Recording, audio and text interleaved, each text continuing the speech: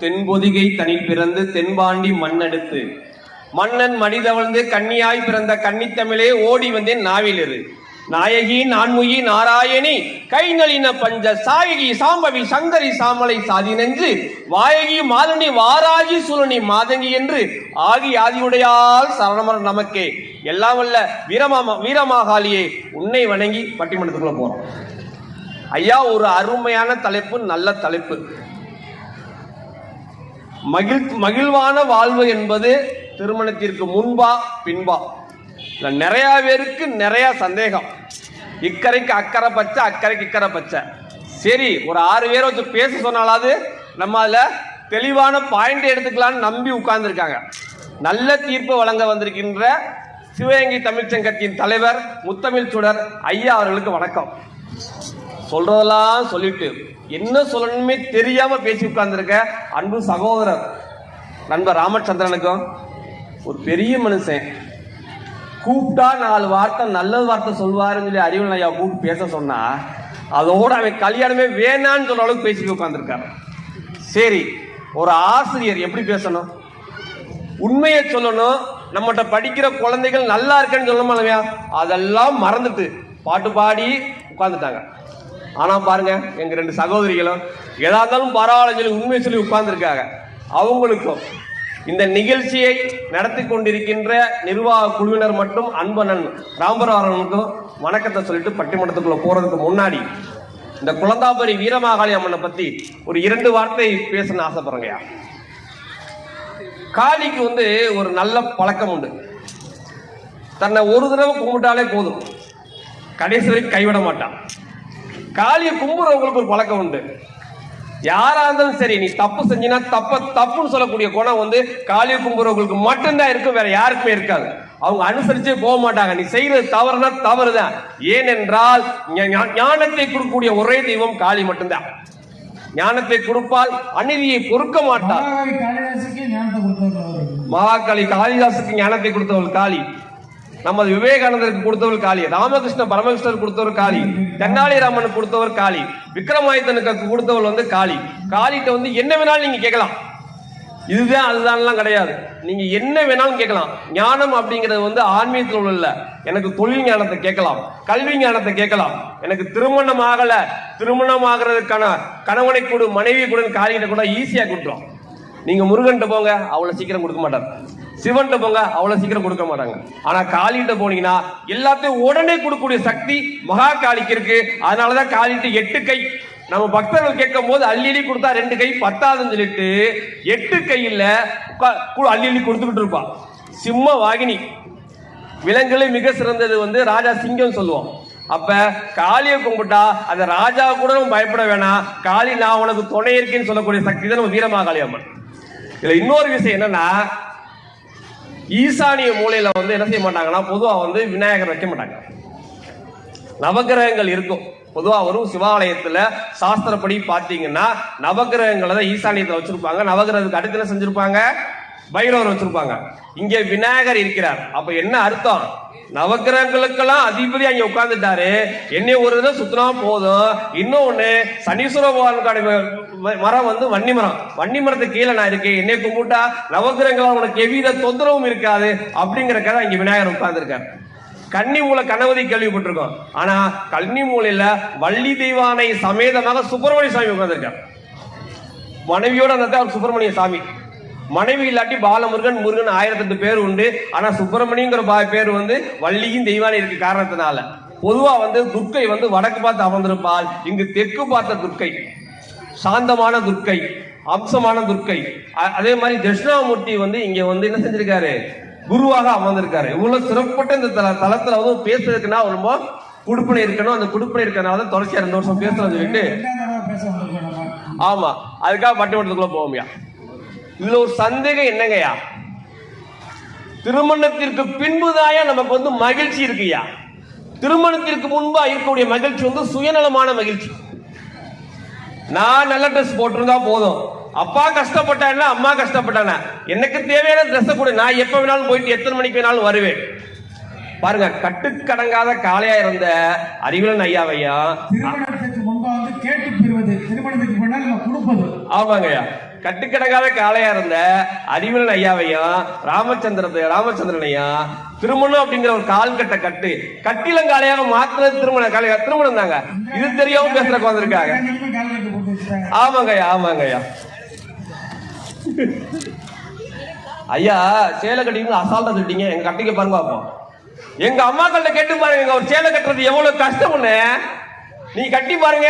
ஒரு சேலையை கவிழ்த்து போனால உங்களுக்கு சுங்குடி மடிச்சு கட்ட தெரியுமா உங்களுக்கு? அசால்ட்டா பேசிட்டீங்க. நீங்க அடுத்து சேலை கட்டிக்கிட்டு இருக்கவனே. சேலை கட்டுறதுக்கு ஒரு பொறுமை வேணும், திறமை வேணும், தைரியம் வேணுங்க. அந்த தைரியம் உங்களுக்கு இருக்கா? திறமை இருக்கா? முடியவே முடியாது. அதுக்கப்புறம் இந்திரா காந்தி அம்மா சொன்னாங்க, நாங்க முன்னாடி எல்லாம் பார்த்தா நினைச்ச போது விளையாண்டோம், நினைச்ச போது ரொம்ப சந்தோஷமா இருந்தோம். அதெல்லாம் இளமை காலம் என்பது காற்றாற்று வெள்ளத்தை போன்றது. தண்ணி வரும், மொத்தமா அடிச்சுட்டு போயிடும், அதனால எந்த பிரயோஜனமும் இல்ல. ஆனா திருமணத்திற்கு பின்பு அதே வெள்ளத்தை அணைக்கட்டு போட்டு கால்வாய் மூலம் சொல்லும் போது வருஷம் மூலம் வாழ்ந்துகிட்டு இருக்கும்யா. அதையே திருமணத்திற்கு முன்பு நிரந்தரமான மனநிறைவான மகிழ்ச்சிங்கிறது திருமணத்திற்கு பின்பு தானே தவிர திருமணத்திற்கு முன்பு கிடையாது. நான் எல்லா கோயிலும் பாருங்களேன், வெள்ளிக்கிழமை செவ்வாய்க்கிழமை ராகலத்துல எல்லா பெண்களும் திருமணம் ஆகணும் சொல்லி தெய்வத்தை சுத்துவாங்க. யாராவது கல்யாணம் வேணாம்னு யாராவது சொல்லியிருக்காங்களா? யோசிச்சு பாருங்க. ஏனென்றால் திருமணத்திற்கு பின்புதான் முழுமையான அங்கீகாரம் அந்த பெண்ணுக்கும் ஆணுக்கும் கிடைக்கிறது. திருமணத்துக்கு முன்னாடி தான் சொல்ல போறாம பிரம்மச்சாரி என்னத்துக்கு லாய்க்கு ஒரு கல்யாண காட்சியா இருந்தா ஏதோ பிள்ளை குட்டி எவ்வளவு சந்தோஷமா இருந்திருப்பேன். இவ்வளவு பிரம்மச்சாரியை வச்சு என்ன செய்ய போறான் அப்படின்னு சொல்லி கெட்ட பேர் இருக்குமே தவிர அவனுக்கான அங்கீகாரம் எங்கேயாவது கிடைக்குமா? எதுவுமே கிடையாது. இதுல வேற ஐயா வந்து சொல்லும் போது பாத்தீங்கன்னா இவங்க சொன்னாங்க, நாங்க குழந்தைகள் எல்லாம் சுற்றுலா ஜாலியா போனோம் அப்படின்னு சொல்லி இந்திரா காந்தி அம்மா சொன்னாங்க. அம்மா குழந்தைகள் சுற்றுலா ஜாலியா போச்சு, ஆனா அதற்கான பணத்தை கொடுத்து அந்த அப்பாவும் அம்மாவும் நான் போகாட்டியும் பரவாயில்ல, நான் பார்க்காத இடத்தை பிள்ளைகள் பார்க்கணும் சந்தோஷமா மகிழ்ச்சியா கொடுத்தாங்க பாருங்கய்யா. அதுதான் மகிழ்ச்சி. தான் மகிழ்ச்சியா இருப்பது மட்டும் மகிழ்ச்சி இல்லை, தன்னை சுற்றி இருக்கிறவர்கள் தன்னை நம்பி இருக்கிறவர்கள் மகிழ்ச்சியா இருக்குன்னு சொல்லி கணவன் கஷ்டப்படுறேன், மனைவி கஷ்டப்படுறா, குழந்தைகள் நல்லா இருக்கிறதுனே போராடுறாங்க. இதுல அடுத்து ஒரு கேள்வி கேட்டாங்க. என்ன கேட்டாங்கன்னா, முன்னாடிலாம் நாங்க நல்லா விளையாண்டோம், இப்ப எங்க பிள்ளைலாம் விளையாடுது, எல்லாமே என்ன செய்யுது, கேம் விளையாண்டுகிட்டு இருக்குங்க. இதெல்லாம் தெரியாம பேச வந்துட்டாங்க. ஒரு அறிவாளர் என்ன சொன்னார்னா, முன்னாடிலாம் நாங்க காளியை கும்பிட்டோம், திருமணத்திற்கு முன்பு நீங்க ஒரு காளியை கும்பிட்டீர்கள், திருமணத்திற்கு பின்பு நாங்கள் 2 காளிகளை கும்பிட்டு கொண்டு இருக்கின்றோம். வீட்டில் எங்க காளி மனைவிங்கிற காளி எங்களை காப்பாற்றிக் கொண்டு இருக்கிறாள், வெளியில் இருக்கக்கூடிய மகா காளி எங்கள் எல்லாரையும் காப்பாற்றி இருக்கிறார். இது தெரியாம ஐயா பேச வந்துட்டாரு.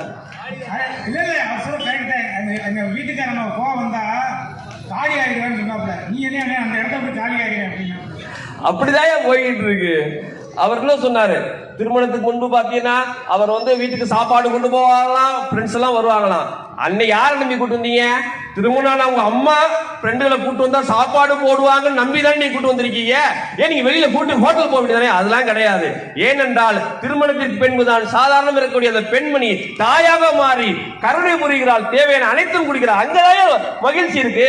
தனக்கு சாப்பாடு இருக்கோ இல்லையா தெரியாது, தன் மகன் கூட்டிட்டு வந்துட்டாரு, கொஞ்சம் பொறுப்பா இருக்க அரிசி வச்சு சாதம் வடிச்சு நீ நல்லா இருக்கணும் நீங்க சாப்பிட்டு உங்களுடைய முகத்தை பார்த்து மகிழ்ச்சி இருந்தாங்க பாருங்க உங்க அம்மா, அதான் மகிழ்ச்சி. அது இல்லாம பேச வந்துட்டாரு. அடுத்து சொன்னாரு, கண்ணைய சாமியை ஆசாமி சாமி சொன்னாரு. திருமணத்திற்கு முன்பு அவர் ஆசாமியாக இருந்தார், கல்யாணத்துக்கு அனுமதி கண்ணை சாமியாக மாறினார். அவருக்கு தேவையான பக்குவங்கள் பண்புலியம் எல்லாம் செஞ்சு கொடுத்தது பெண்மணி தான். திருமணத்திற்கு முன்பு ஐயா உன்னை மிஞ்சி போனா ஒரு 6 தடவை 7 தடவை என்ன செஞ்சிருப்பாரு, ஐயப்பங்களை பார்த்திருப்பாரு. திருமணத்துக்கு பின்பு கல்யாணம் பிறகு எங்க குணாமா அவருக்கு தேவையான வேஷ்டி சட்டை எல்லாம் துவச்சு இழுத்து மடிச்சு வச்சு, காலையில இவர் 4 மணிக்கு எந்திரிக்கிறதா 3:30 மணிக்கு எந்திரிச்சு, ஏங்க எந்திரிங்க சாமி கும்பிடுங்க அப்படின்னு சொல்லி எல்லா வேலையும் அவங்க பார்த்து கொடுத்ததுனால நீங்க என்ன செஞ்சுட்டு இருக்கீங்க, சந்தோஷமா பாடுறீங்க. என்ன சொன்னாருன்னா, திட்டு தாக்க மாட்டேன்னு மாலையை போதே அப்படிங்கிறாரு. ஐயா நல்லா தெரிஞ்சுக்கிறேங்க, யாரை திட்டுவோம்?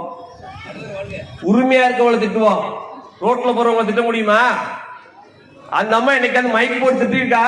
நீங்க மைக் போட்டு வீதி அந்த அம்மா திட்டுறீங்களே, அது தெரிஞ்ச வாங்க அப்படின்னு சொல்லி சந்தோஷமா இருக்காங்க. அதாங்க மனைவி. வீட்டுக்குள்ளதாங்க திட்டுறாங்க, வேற யாரும் திட்டுறாங்களா? இதே மனைவி போனா மக்க மாட்டேன் போய் ஐயா பத்தி ஏதாவது சொல்லி பாருங்க, அது ஏன் பீஸ் நான் தான் திட்டு, உன்னை யாரா திட்ட சொல்லணும் சண்டை போடுவாங்க. ஐயா கேட்டு இந்த நேரம் வீட்டுக்காரங்க திட்டிக்கிட்டே இருக்க, ஏன்னு கேட்டா சிங்கத்தை கொஞ்சம் பாட்டு பாடினாரா ஐயா, தெய்வம் இருப்பது எங்கே வேற எங்க அம்மா பார்த்து பாட்டு பாடுறாங்க. எதுக்காக தெரியுமா? இப்படிப்பட்ட தங்கமான மனைவியை, என் மனதிற்கேற்ற மனைவியை கட்டி வச்ச தெய்வம் நீண்டான்னு சொல்லி அதை நினைச்சு பாட்டு பாடிட்டு இங்க மைக்கு டைப்பைக்கு மாத்திரம் மாத்தி பேசக்கூடாது ஐயா. இன்னொரு பாட்டு பாடாரா, மலர் கொடுத்தேன்னு சொல்லிட்டு. உடனே அவங்க அம்மா அரிசி கட்டிச்சான். அரிசி எங்கேயான்னு கேட்டுச்சான். எதுக்கு கட்டுச்சு? ஒன்னங்களால பசி தாங்க முடியாது, அந்த அரிசி வந்து நான் சமைச்சு போடணும், உங்க அம்மாவுக்கு சமைச்சு போடணும், உங்க பிள்ளைகளுக்கு சமைச்சு போடணுங்கிறதுக்காக உங்களுக்காக அந்த அரிசி கட்டுச்சுங்க. அவ்வளவு தியாக உள்ளத்தை போய் நீங்க பேசலாம் ஐயா. அதாவது மலர் கொடுத்தேன் பாட்டு வயிற்றுல இருக்கிற குழந்தைக்காக அரிசி கேட்டிருக்கு. ஆமாங்கய்யா, அது முக்கியம். இத பாருங்க, ராமச்சந்திரன் பயங்கரமா பேசிட்டு போனார். தங்கச்சி ஆண்டாள் தைச்சு கொடுத்த ட்ரெஸ்ஸை போட்டுட்டு ஆண்டாள் வந்து சரி நீங்க நல்லா பேசிக்கிறாங்கன்னு சொல்லி 4 பாயிண்ட் எடுத்து கொடுத்துட்டு அனுப்பிச்சுட்டு இருக்காங்க. அப்படின்னா என்ன செஞ்சிருக்கணும்? கல்யாணம் ஆகாம இருந்திருக்கணும் வேணாமா? அந்த ஆண்டாள் கிடைக்காம ராமச்சந்திரன் ஆனது ஆள எனக்கு தெரியும். ஒவ்வொரு கோவிலுக்கா போய் மீனாட்சி எந்த கோவில போனா சீக்கிரம் பொண்ணு கிடைக்கும், கேவமாலினி சொன்ன மாதிரி கண்டிஷன்லாம் இப்படி ஏதோ ஒரு பொண்ணு கொடுத்தா போதுன்னு சொல்லிட்டு இந்த சரௌண்டிங்ல யாரும் ராமச்சந்திரன் பொண்ணு கொடுக்கல. மாவட்டம் விட்டு மாவட்டம் ராமநாடுல போய் செஞ்சுட்டாங்க. பொண்ணை கூட்டி வந்து கல்யாணம் பண்ணிட்டு பேசுறாரு இவரு. அதுக்கப்புறம் சொன்னாரு, நாங்க சொந்த வீடுகளை கட்டி இஎம்ஐ கட்டி கொண்டிருக்கோம். சொந்த குடிசைனாலும் சொந்தமா இருக்கணுங்கிறக்கா இஎம்ஐ கட்டிக்கிங்க, அடுத்தவங்களுக்காக கட்டவில்லை அப்படின்னு சொல்லிட்டு அரசு பஸ்ல பாத்தீங்கன்னா அரசு பஸ் எதுக்காக விட்டாங்க? ஃப்ரீயா. கஷ்டப்படுற பெண்களை வந்து வேலைக்கு போகும்போது அந்த செலவு கூட ஆகக்கூடாங்கிற நல்ல இடத்துல விட்டாங்களே தவிர உங்க புருஷனை விட்டு சந்தோஷமா போகணுங்கிறதுக்காக விட்டாங்களா? இல்ல, அவங்க வேலைக்கு போய் எதுக்காக போறாங்க?